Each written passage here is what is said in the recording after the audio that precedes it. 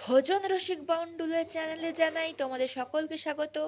আশা করি তোমরা সকলে ভীষণ ভালো আছো এবং সুস্থ আছো। আমি যেখানে দাঁড়িয়ে আছি সেটা কি গেস করা যাচ্ছে? গেস করা সম্ভবও নয়। অ্যাকচুয়ালি আমি একটি হোটেলে দাঁড়িয়ে আছি, নর্থ বেঙ্গলের একটি রেসর্টে। সেই রেসর্টের নামটা আমি ধীরে ধীরে বলছি। আজকে আমাদের অ্যাকচুয়ালি খুব কুইক সিদ্ধান্ত নেওয়া হয়েছে, ডিসেম্বরের শেষ আর বাড়ি থাকবো না আমি। তো সেই জন্য বাবাকে রিকোয়েস্ট করলাম যে কোথাও একটু যাওয়া যাক। তো সেই জন্য আমরা নর্থ বেঙ্গলের উদ্দেশ্যে পাড়ি দিয়েছি। আমরা দুপুরে ফ্লাইট ছিল, দুপুরে ফ্লাইটে আমরা বাগডোগরা পৌঁছেছি। সেখান থেকে গাড়ি নিয়ে আমরা চলে এসেছি কালিম্পং। রাস্তায় বীভৎস জ্যাম। তো পৌঁছাতে পৌঁছাতে আমাদের 7:30 মোটামুটি বেজে গেছে। তো তারপর আমরা হোটেলে গিয়ে একটু কফি টফি খেলাম, তারপর এই ডিনার করে আবার রুমের দিকে যাব। তো এই হোটেলটার নাম হচ্ছে স্টার্লিং কালিম্পং। খুব সুন্দর রেসর্টটা, চারিদিকে পুরো নেচারে ভর্তি, পুরো প্রকৃতির মধ্যে রয়েছে। আর ওদিকে বাবা দাঁড়িয়ে আছে। আমি আর বাবাই আজকে এইবার এসেছি ঘুরতে। ভীষণ ভালো। কেমন লাগছে বলো? না, এমনিতেও তো খুব সুন্দর পরিবেশ। আর এই বড়দিনের সময় সবসময়ই একটা উত্তরবঙ্গ আমাদের খুব টানে। এটা বরাবরই। গতবারেও দার্জিলিংয়ে এসেছিলাম এই সময়। প্রায় প্রতিবারই আমরা এই পিরিয়ডটাতে 25শে ডিসেম্বর থেকে 31, কখনো কখনো 1 জানুয়ারিকেও সঙ্গে নিয়ে নিই আর কি। নিয়ে কোথাও না কোথাও বেরিয়ে পড়ার চেষ্টা করি আর কি। সবসময় হয়ে ওঠে না, তাহলেও। আর একটা অদ্ভুত ব্যাপার হচ্ছে, নর্থ বেঙ্গল আমাদের মানে সেই বিশেষত দার্জিলিং ডিস্ট্রিক্ট মানে অসাধারণ তার সৌন্দর্য, হিমালয়ান বিউটি বলে কথা। তো আমরা এখন এই রাত্রেবেলা স্টার্লিং পার্ক যে রিসর্ট, এটা একটা হেরিটেজ হোটেল। এখানে সবটাই পুরোটাই উডেন তৈরি, মানে উডেন ব্লক দিয়ে তৈরি। ঘর থেকে শুরু করে ম্যাক্সিমামটা জায়গায় নিচের দিকে কিছু মার্বেলের কাজ আছে ফ্লোরে। আর আমরা একটা ছোট্ট গার্ডেনের মধ্যে দাঁড়িয়ে আছি। গার্ডেনটা তুই একটু দেখা ভালো করে সবাইকে। এরা ক্রিসমাসে বিভিন্ন খুব ট্রিগুলোকে সুন্দর সাজিয়েছে, সাজিয়েছে সুন্দর করে। ভীষণ সুন্দর সাজিয়ে, চারিদিকে আলোকসজ্জা। আর এখান থেকে বিভিন্ন প্যারাগ্লাইডিং, তিস্তা রিভারের রাফটিং, সমস্ত কিছুর বন্দোবস্ত করা হয় সম্ভবত, কিন্তু সের জন্য এক্সট্রা চার্জেরও ব্যবস্থা করে দিতে হয় আর কি। আমরা আজকে রাত্রের পরে কালকে সকালে এখানে ব্রেকফাস্ট করব। ব্রেকফাস্ট করে আমরা কালিম্পংয়ের যে লোকাল প্লেসেস অফ ইন্টারেস্ট, যেমন ওই ডেলো পার্ক, তারপরে আরও কী কী আছে আরো অনেকগুলো। অনেকগুলো হ্যাঁ, জায়গা আছে, সেগুলো ওই বিভিন্ন রকমের ওই ঘুরবো। কিছু রাইটারদের ভবন আছে, মিউজিয়াম আছে কিছু, মিউজিয়াম আছে। দেখা যাক কালকে কালকে দেখা যাক পরিস্থিতি অনুযায়ী কী কিভাবে কী জায়গা দেখা এক্সপ্লোর যায়। করা যায়, একদম। সেগুলো ঘুরবো। ঠিক আছে, কালকে কথা কালকে হবে। আবার কথা হবে। সঙ্গে থেকো। Good night.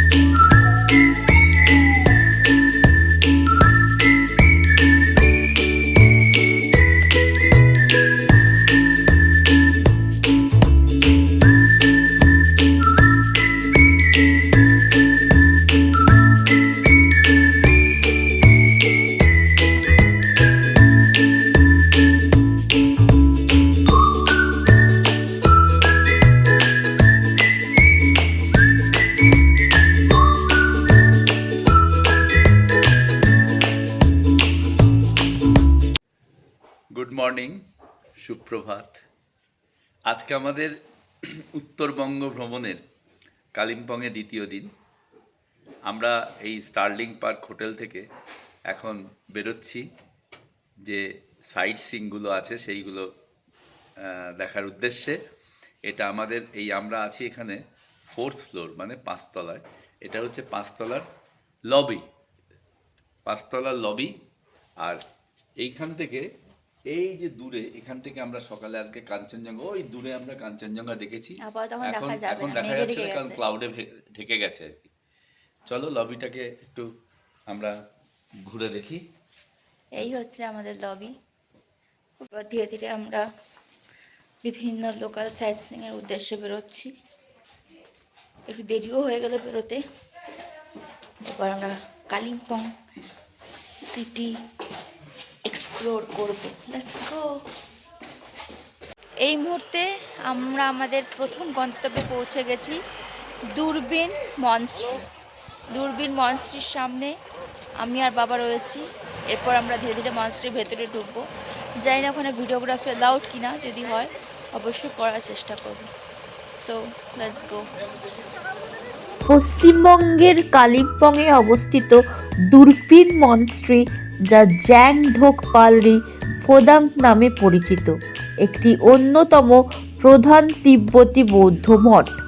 1957 সালে দাদু জম রিনপোচে দ্বারা প্রতিষ্ঠিত এই মঠটি তিব্বত থেকে নির্বাসিত বুদ্ধিস্টের একটি গুরুত্বপূর্ণ কেন্দ্র। এটি দূরবীন দ্বারা পাহাড়ের চূড়ায় অবস্থিত, যা কালিম্পংয়ের অন্যতম প্রধান পর্যটন স্থান। মঠটি 1957 সালে নিংমা স্কুলের বিখ্যাত শিক্ষক দাদু জম রিনপোচে দ্বারা প্রতিষ্ঠিত হয়েছিল। এটি 1976 সালে চতুর্দশ দলাই লামা দ্বারা পবিত্র ও উদ্বোধন করা হয়েছিল। কালিম্পং শহরের দক্ষিণ প্রান্তে দূরবীন দ্বারা পাহাড়ের ওপর সমুদ্রপৃষ্ঠ থেকে প্রায় 1372 মিটার এই মঠটি অবস্থিত। মঠের ভেতরে 108 খণ্ড পবিত্র কাঙ্গুর বা তিব্বতী পবিত্র গ্রন্থ রয়েছে। এছাড়াও এখানে বিভিন্ন পবিত্র মুদ্রা ও মূল্যবান বৌদ্ধ নিদর্শন সংরক্ষিত আছে। মঠের স্থাপত্য শৈলী খুবই চমৎকার। এখান থেকে তিস্তা নদী, কালিম্পং শহর এবং কাঞ্চনজঙ্ঘা পর্বত শৃঙ্গের অসাধারণ দৃশ্য দেখা যায়। দূরবীন শব্দটির অর্থ দূরবীন, আর দ্বারা মানে পাহাড়। পাহাড়ের ওপর থেকে দূরবীনের সাহায্যে অনেক দূর পর্যন্ত দেখা যায় বলে এর নাম দূরবীন দ্বারা। এটি শুধুমাত্র একটি প্রার্থনালয় নয়, এটি একটি গুরুত্বপূর্ণ বৌদ্ধ শিক্ষা কেন্দ্র। এই মুহূর্তে আমরা রয়েছি মর্গ্যান হাউসের সামনে। প্রচলিতভাবে একে হন্টেড হাউস বলা হয়, তবে সরকারি অনুযায়ী একে ট্যুরিজমে পরিবর্তিত করা হয়েছে। ভিজিটার্সদের অ্যালাউড নয়, এখানে লিখিয়ে দেওয়া হয়েছে যে যারা রেসিডেন্টস তারাই এখানে থাকতে পারে। এখানে এখন এটাকে ট্যুরিজমে পরিবর্তিত করা হয়েছে এবং এখানে যারা গেস্ট, তারা ভেতরে যারা এখানে থাকবে অ্যাকচুয়ালি তাদের জন্য এটা অ্যালাউড। আমাদের যেহেতু অ্যালাউড না ভিজিটার্সরা, তাই বাইরে থেকে ভিডিওগ্রাফি ফটোগ্রাফি করা হচ্ছে। কিন্তু বলা হয় না কি এটা হন্টেড হাউস। কতটা সত্য কতটা গুজব সেটা সত্যটা সম্পর্কে জানি। এই হচ্ছে মর্গ্যান হাউস।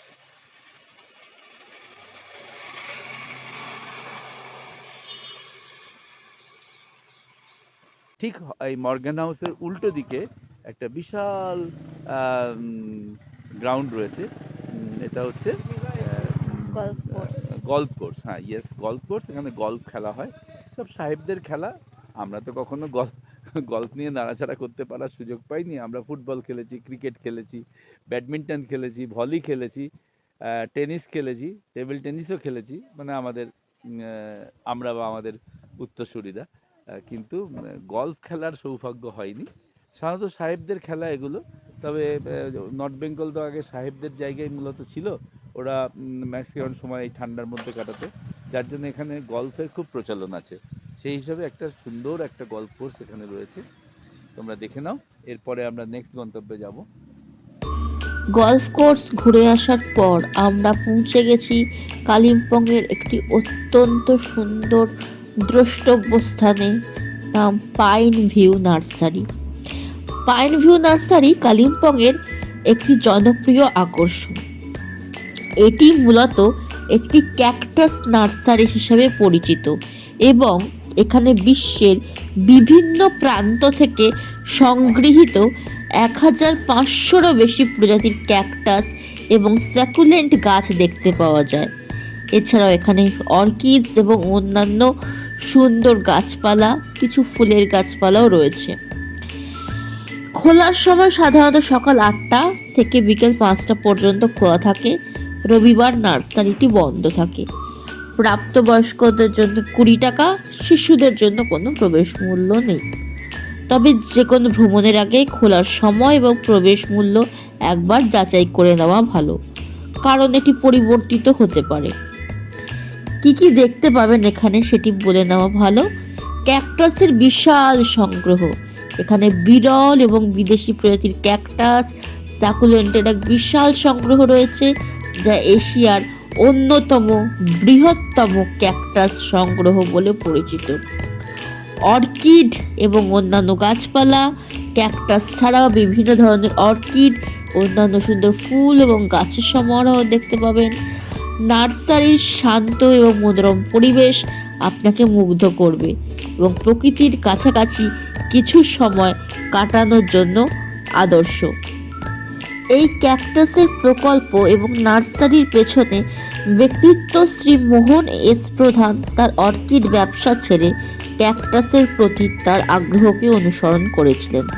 বিশ্বের বিভিন্ন স্থানে ব্যবসায়িক ভ্রমণের সময় তিনি বিভিন্ন প্রজাতির ক্যাকটাস সংগ্রহ করার সুযোগ পেয়েছিলেন। শীঘ্রই তিনি তার বাড়িতে তৈরি গ্রিন হাউসে সেগুলি লালন পালন শুরু করেন।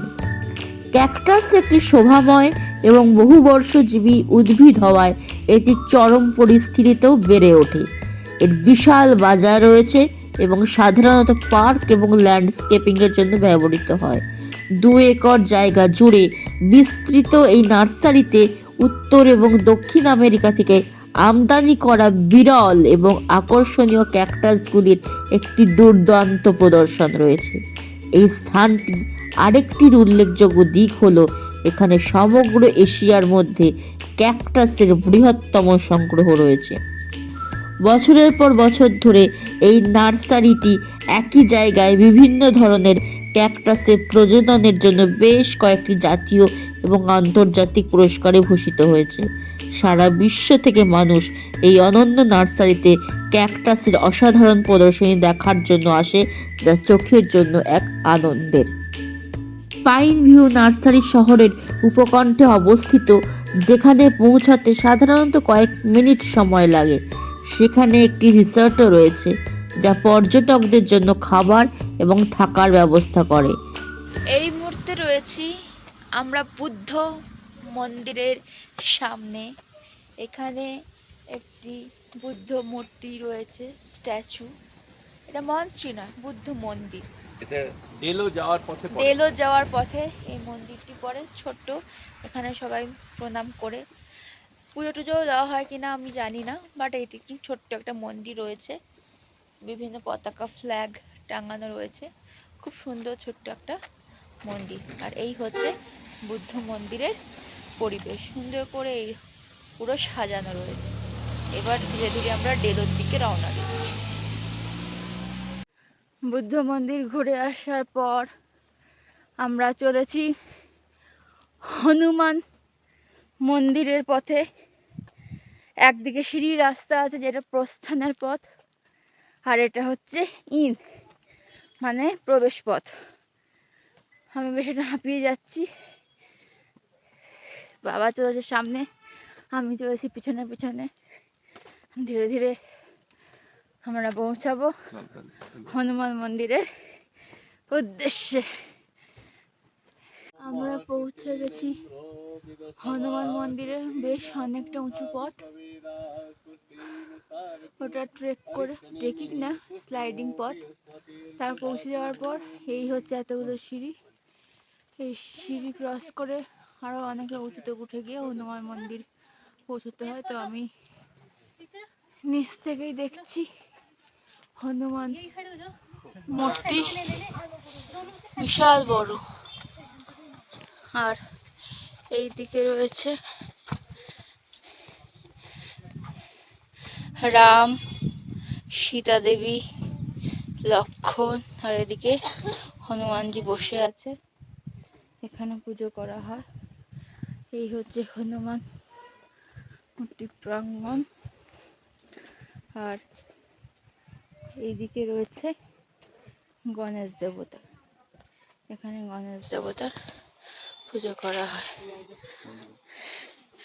এখানে বাবা এই পুজো হচ্ছিল, তার টিপ পড়েছে। খুব সুন্দর পরিবেশের মধ্যে রয়েছে হনুমান মন্দির, অসাধারণ। যেখানে অবস্থিত তার সিনিক বিউটি বা প্রাকৃতিক সৌন্দর্য অসাধারণ বললেও কম হবে। চারিদিকে পাহাড়ের রেঞ্জ, আর হনুমান স্ট্যাচু ওই দূরে অবস্থিত, আর চারিদিকে পাইনের সারি, চারিদিকে পাইনের লম্বা লম্বা পাইন গাছ এর সারি, অসাধারণ প্রাকৃতিক সৌন্দর্য। তার মাঝে রয়েছে এই হনুমান টকিজ বা হনুমান মন্দির। এরপরেই আমরা হনুমান মন্দির থেকে নেমে পরবর্তী গন্তব্যে পৌঁছাবো। পরবর্তীতে আমরা পৌঁছে গেছি কালিম্পং সায়েন্স সেন্টার। এরপরে ধীরে ধীরে আমরা ঢুকছি কালিম্পং সায়েন্স সেন্টারের মধ্যে। যত সম্ভব মনে হয় আমাদের কলকাতায় সায়েন্স সিটি যেরকম সেই রকম। তো দেখা যাক কি রয়েছে। এই যে there is nothing more great than knowledge.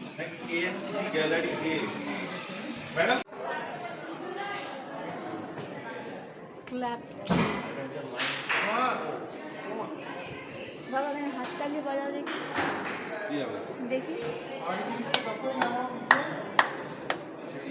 Clap tree, try it yourself. Stand in front of the clap tree, clap one. The first jumping.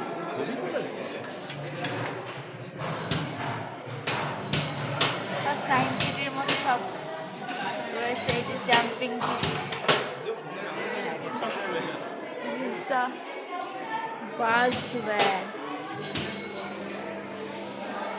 বিভিন্ন জিনিসপত্র রয়েছে এখানে। Turbine building,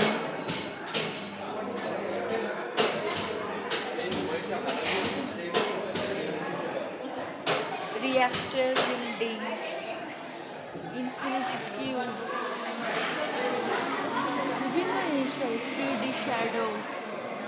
basically this is example of science, Kolkata science.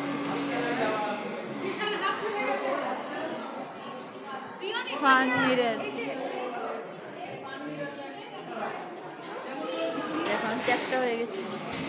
ছবিটা নেই আমার ওখানে, ছবিটা নেই, ছবিটা নেওয়া। ধাক্কা ফাক্কা খাবো। আচ্ছা আচ্ছা আচ্ছা আচ্ছা।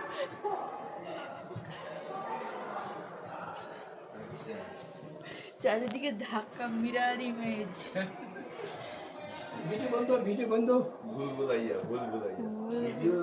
ভিডিও, ও আচ্ছা আচ্ছা। এখানে অ্যাটমস রাখা রয়েছে, atoms in the service of the Nations. এখানে একটা ডিজিটাল স্ক্রিনে, টিভিতে সমস্ত কিছু দেখানো হচ্ছে কিভাবে কী হচ্ছে। আর এখানে বিভিন্ন পোস্টার টাঙানো রয়েছে। এখানে সায়েন্টিস্ট মেঘনাথ সাহার স্ট্যাচু করা রয়েছে। এখানে জগদীশ চন্দ্র বোস, এরপরে রয়েছে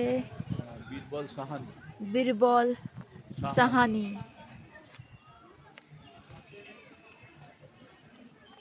বিক্রম আম্বালাল সারাভাই, বিক্রম আম্বালাল সারাভাই সায়েন্টিস্ট।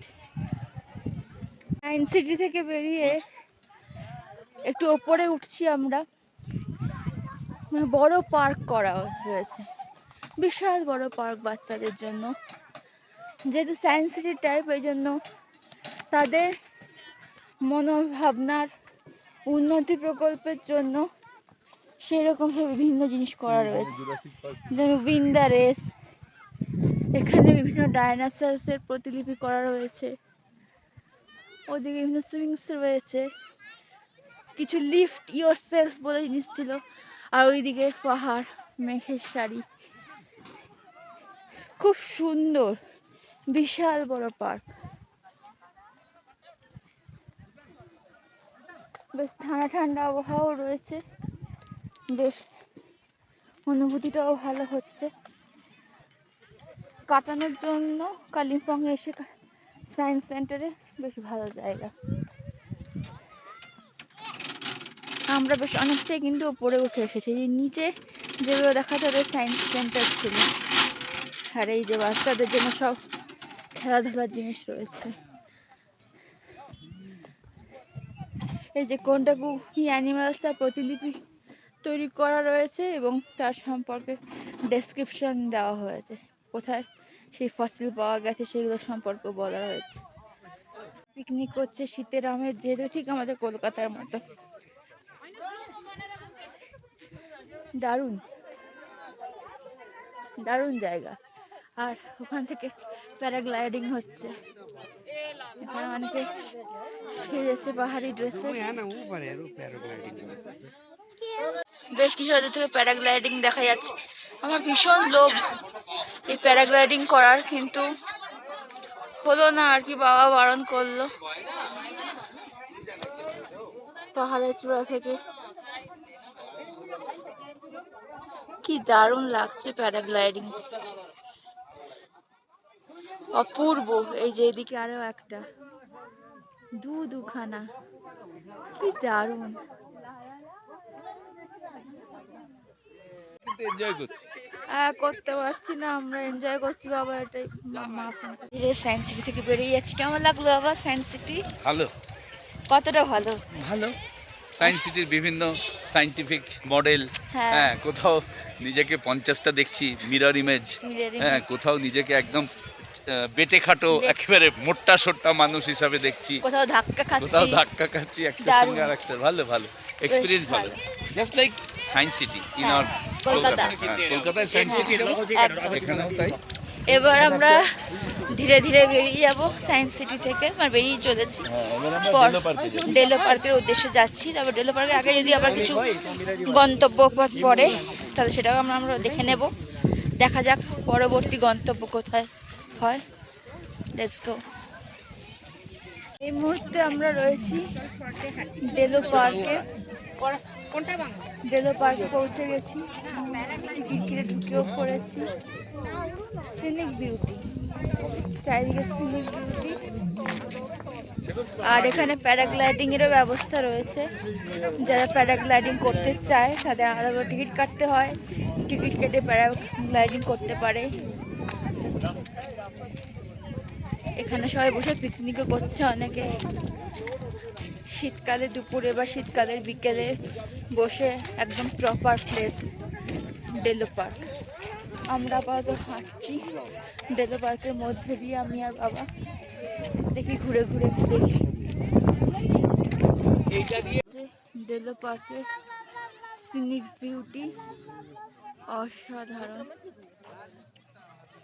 চারিদিকে পাইন গাছে সমাহার, খুব ভিড় নয়, তবে লোকারণ্য।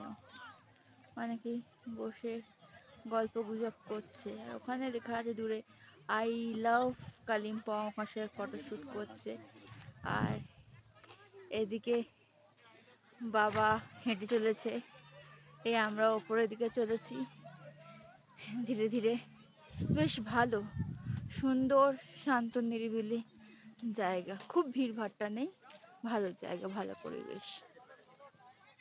ডেলো পার্কের উপরে উঠে এসেছি আমরা। আর এই হচ্ছে ডেলো টুরিস্ট লজ, যেটা গোর্খা অ্যাডমিনিস্ট্রেশনরা এটা পরিচালনা করছে। আর এই হচ্ছে ডেলো পার্কের উপরে সব বাচ্চারা খেলাধুলা করছে। এখানে সব বাচ্চারা সব জাম্পিং সমস্ত জিনিসপত্র। আর এখানে লোকাল কিছু জিনিসপত্র, ওদের হ্যান্ডিক্রাফট বিক্রি হচ্ছে, সবাই কেনাকাটা করছে। বাবা ওদিকে ঘুরছে, ওদিকে দোলনা। আর এই হচ্ছে ডেলো পার্ক। সেই রকম বিশেষ কিছু নেই, বাচ্চাদের খেলাধুলা করার জন্য যথার্থ জায়গা আর সিনিক বিউটি, শান্ত পরিবেশ। পার্কের পরে চলে এসেছি আমরা গ্রাম স্কুলে। 1900 খ্রিস্টাব্দে প্রতিষ্ঠিত হয়েছে এই গ্রাম স্কুল। বিশাল এরিয়া, আমাদের যেমন শান্তিনিকেতন, এটা পাহাড়ের শান্তিনিকেতন বলা যেতে পারে। বিশাল বিস্তীর্ণ প্রাকৃতিক পরিবেশের মধ্যে এই স্কুলটা প্রতিষ্ঠিত। প্রথমে এটি অনাথ আশ্রম ছিল, তারপর ব্রিটিশের সাহচর্যে একটি গ্রাম স্কুলে পরিবর্তিত হয়। এখানে প্রচুর স্টুডেন্ট পড়াশোনা করে, তো শোনা যাচ্ছে গোর্খাদের স্ট্রাইকের পরে স্টুডেন্টের সংখ্যা অনেকটা কমে গেছে। তো বেশ কস্টলি একটি স্কুল। তো আমরা ধীরে ধীরে এই স্কুলটা ঘুরে দেখব। গ্রাম স্কুলের গ্রাউন্ড ওদিকেও রয়েছে, বিস্তীর্ণ এরিয়া জুড়ে রয়েছে গ্রাম স্কুলের এরিয়া। স্কুলের গ্রাউন্ডের মধ্যে দিয়ে আমরা চলেছি, প্রত্যেকটা কিন্তু আলাদা আলাদা বিল্ডিং। খুব সুন্দর শান্ত পরিবেশের মধ্যে দিয়ে আমরা চলেছি। কেমন লাগছে আবুয়া, যে এত সুন্দর একটা পরিবেশের মধ্যে দিয়ে যাচ্ছে? এবং এদের একদম ব্লক ব্লক করা, হ্যাঁ। ব্লক করা, হয়তো কোনো ব্লকে সায়েন্স পড়ানো হয়, কোনো ব্লকে আর্টস আর্টস পড়ানো পড়ানো হয়, হয়, এরকম আর সেটাই। কি, বা হয়তো ক্লাস ওয়াইজ বিভিন্নভাবে হ্যাঁ এ করা হয়। ডক্টর গ্রাহামস স্কুল একটা অনেক পুরনো স্কুল কালিম্পংয়ের, হ্যাঁ, বিখ্যাত স্কুল। বিখ্যাত স্কুল। এখানে একটা নাম দেওয়া হচ্ছে দ্য কুইন্স ম্যারি স্কুল। হয়তো এক একটা ব্লকের এরকম ভাবে এক একটা ছোট ছোট নাম দেওয়া হয়েছে। স্কুলের শেষ প্রান্তে একটি চার্চ রয়েছে, এখান দিয়ে যেতে হয়। আমরা আর ওপরে উঠছি না।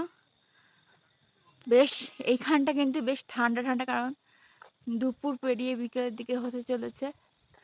খুব সুন্দর পরিবেশ যেটা বললাম। আর একটি চার্চ ওখানে অবস্থিত, অনেকেই যাচ্ছে, আমি আর বাবা যাব না।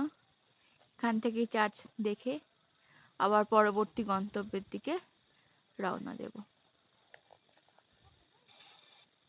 সুন্দর জায়গায় চার্চের অবস্থান।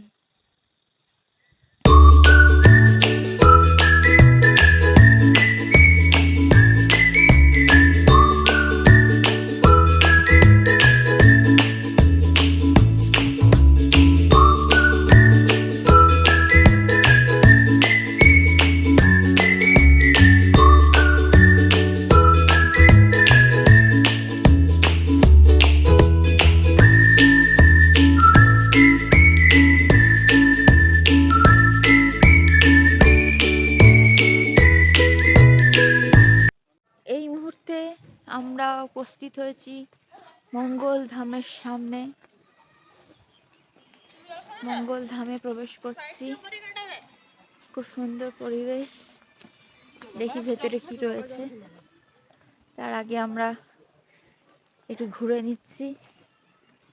এখানে বিভিন্ন ধার্মিক পুস্তক পাওয়া যায়, বাবা একটু দেখছে। আর এই হচ্ছে মঙ্গল ধামে ঢোকার পথ, প্রশস্ত পরিবেশ। মঙ্গল ধাম ভেতরে রয়েছে রাধা মাধবের মূর্তি, এই যে গোপাল রয়েছে, আর ওদিকে বিভিন্ন সখীরা দাঁড়িয়ে রয়েছে। আর এই হচ্ছে মঙ্গল ধাম।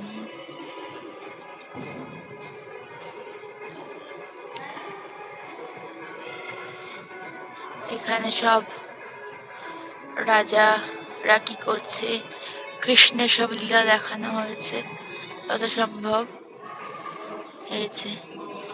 এই হচ্ছে মঙ্গল ধাম। এইখানে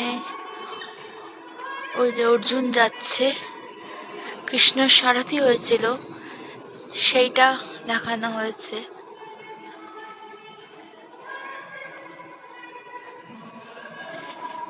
এরপরে রাধা কৃষ্ণ অষ্টসখীর সাথে, রাধারানী অষ্টসখীর সাথে যে নৃত্য পরিবেশন করছে সেটা দেখানো হয়েছে। খুব সুন্দর মঙ্গলধাম, রাধা কৃষ্ণের বিভিন্ন লীলাগুলো দেখানো হয়েছে। এখানে গোবিন্দ যে কেরি আঙুলে পর্বত ধরে বৃষ্টি থামিয়েছিল এবং গ্রামবাসীকে বাঁচিয়েছিল সেটা দেখানো হয়েছে। অসাধারণ এই মঙ্গলধাম, অসাধারণ অসাধারণ। গোবিন্দের মন্দির মঙ্গলধাম। মঙ্গলধামের বাইরে এরকম ছোট্ট প্রাঙ্গণ রয়েছে, বিশাল বড় প্রাঙ্গণ, ছোট্ট প্রাঙ্গণ বলা ভুল। আর উপরে উপরে লেখা আছে প্রণাম, একটি পিলার করা রয়েছে। এখানে ফুলের বাগান, শীতকাল যেহেতু ফুলের সমারোহ। বিশাল বড় প্রাঙ্গণ, মনে হয় কীর্তন টীর্তন হয়তো হতে পারে বিভিন্ন পূজা পরিবেশনের সময়। এবার আমরা ধীরে ধীরে নেমে যাব। এই হচ্ছে মঙ্গলধাম থেকে সিঁড়ি দিয়ে নেমে যাওয়ার পথ। কবিগুরু রবীন্দ্রনাথ ঠাকুরের বাড়ির সামনে এই মুহূর্তে আমরা দাঁড়িয়ে রয়েছি, কিন্তু কোনো রকম মেনটেনেন্স না থাকার দরুন এই অবস্থা। এখানে উনি কবিতা লিখতেন, তবে লেখা আছে যে এখন বিভিন্ন মেরামতির কাজ চলছে। কালিম্পংয়ের এটি হচ্ছে রবীন্দ্রনাথ ঠাকুরের একটি বাড়ি, যেখানে উনি বসে কবিতা আবৃত্তি করেছেন, কবিতা লিখেছেন। খুবই সুন্দর। এই ভবনে কবিগুরু রবীন্দ্রনাথ ঠাকুর বাস করিতেন এবং 25শে বৈশাখ 1345 সনে জন্মদিন কবিতা আকাশবাণীর মাধ্যমে আবৃত্তি করিয়াছিলেন। এই বাড়িটি একটি অসামান্য মূল্যবান সম্পত্তি, আমাদের বাঙালির সম্পত্তি। কালিম্পংয়ে এটি রয়েছে, একটি হেরিটেজ করা অত্যন্ত প্রয়োজনীয়। কিন্তু সেই বাড়িটির এই অবস্থায়, দুর্দশা, এইভাবে পড়ে রয়েছে।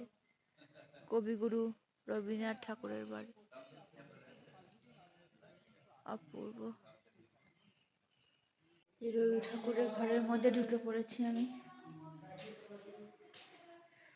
রবি ঠাকুরের বিভিন্ন ঘর স্বাভাবিকভাবে মেরামতির কাজ চলছে, সেহেতু এই অবস্থায় রয়েছে। বাপরে,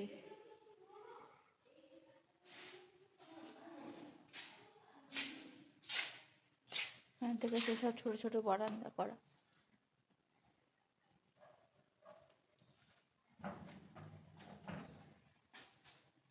রবি ঠাকুরের ঘর, এখানে বসে বাস করতেন। এই ঘরে কবিতা লিখতেন, কবিতা আবৃত্তি করতেন।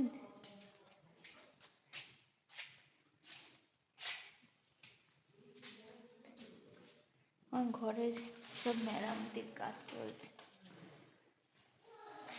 সব অন্ধকার, কোনো মেরামতির অবস্থা খারাপ সব ঘরের।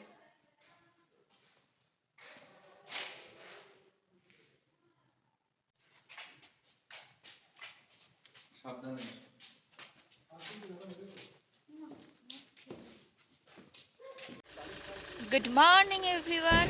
আজ আমাদের কালিম্পংয়ের শেষ ট্রিপ।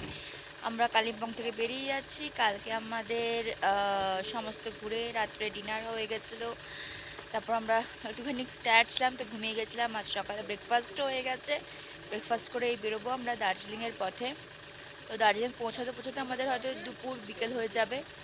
তো আমরা কালিম্পংটা খুব সুন্দরভাবে ঘুরলাম, খুব ভালোভাবে ঘুরলাম বলতে পারি আমি আর বাবা।